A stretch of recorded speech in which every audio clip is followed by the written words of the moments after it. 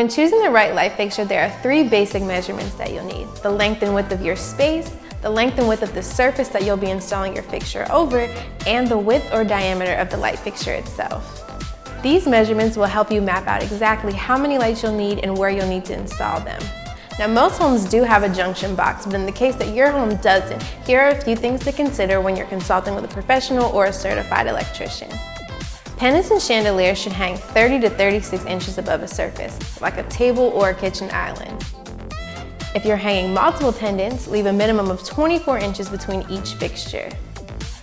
Particularly in living rooms, keep a 7-foot clearance from the bottom of the light fixture to the floor.